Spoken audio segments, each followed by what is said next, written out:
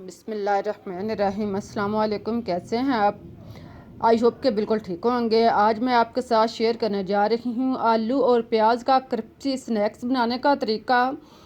उम्मीद है कि आप लोगों को रेसिपी पसंद आएगी। इसके लिए हमें चाहिए आलू 3 से 4 अदद आलू। आप जितने आपने स्नैक्स बनाने हैं इस हिसाब से भी ले सकते हैं। हमारे पास है मीडियम साइज 4 अदद आलू। इनका आप छिलका उतार कर इनको धो लें। इसी तरह आप दरमियाने साइज़ के प्याज 2 अदद लें। अगर प्याज छोटे हैं तो आप 3 अदद भी ले सकते हैं। इनका भी आप छिलका साफ़ करके उतार कर इनको साफ़ कर लें और आप इनको काट लें। देखें, आप आलू को पहले लंबाई में काटें। इसको आप इसी तरह आप इसके लंबाई में काटते जाएं। इस तरह से आप ना मोटे ना छोटे दरमियाने साइज़ के आप स्नैक्स जो हैं वो काट लें। अब आप इसके फिंगर चिप्स की तरह इसको काट लें। देखें, इस तरह आप इसको काट लें। अब आप 2 से 3 फिंगर चिप्स या टुकड़े उठाएं और इसको आप छोटे छोटे टुकड़ों में काट लें।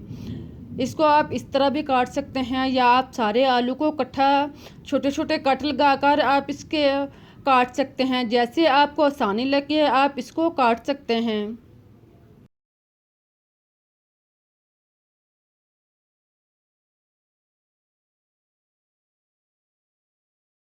देखें, इस तरह आप इसके स्नैक्स के टुकड़े काट लें। अब आप अपने आसानी के लिए या काम को जल्द ख़त्म करने के लिए आप टुकड़े को उठाएं और इसको आप बोर्ड पर रख कर इस तरह आप इसके काट लगाकर इसको आसानी के साथ काट सकते हैं।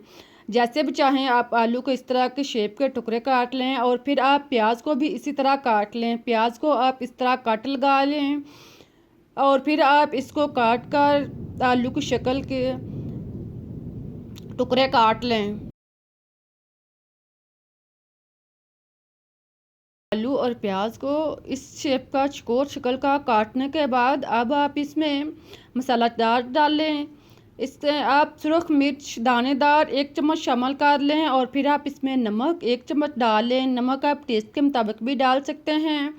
फिर आप इसमें हल्दी पाउडर आधा चम्मच शामिल कर लें और आप 1 चम्मच ज़ीरा साबुत डाल लें।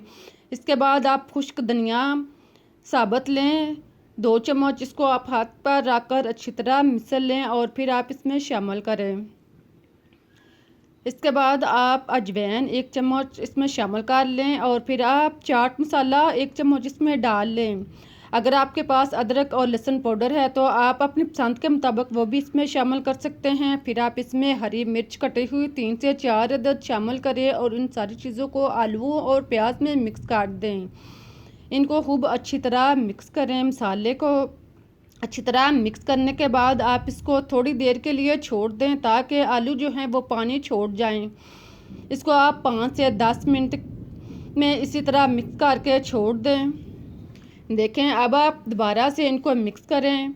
आप देखेंगे कि आलू और मसाला जो है वो पानी छोड़ चुका है। आलू प्याज जो है कितना पानी जो है वो छोड़ चुका है। इसको आप मिक्स कर लें, पानी को उतारे नहीं। अब आप इसके अंदर हरा धनिया और पुदीना आधी आधी गट्ठी काट कर शामिल कर लें।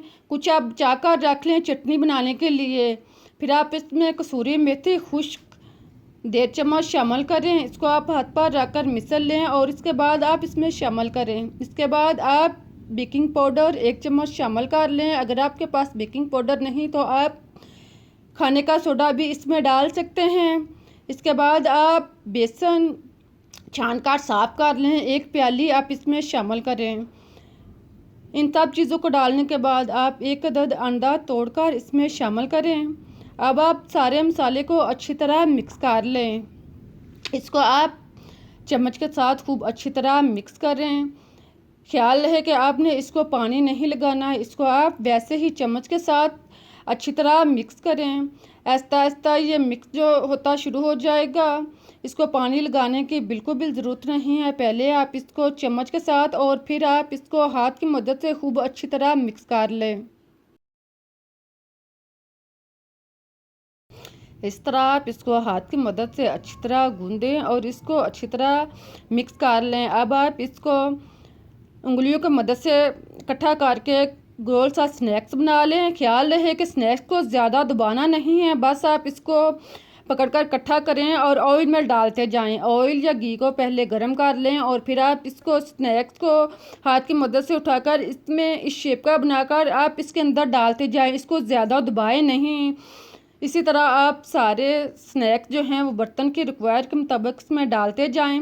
अगर स्नैक्स हाथ के साथ चिपकना शुरू हों, मेज़ा हाथ के साथ चिपकना शुरू हो, तो आप थोड़ा सा पानी लगा लें। इस तरह स्नैक्स बनाने में आसानी रहेगी और वो ये हाथ के साथ चिपकेंगे नहीं। देखें, इस तरह आप 2 से 3 स्नैक्स बनाने के बाद हाथ पर पानी लगाते जाएं और फिर आप इसको फ्राई करना शुरू करें। आप इसको 2 से 3 मिनट तक डीपली फ्राई करें।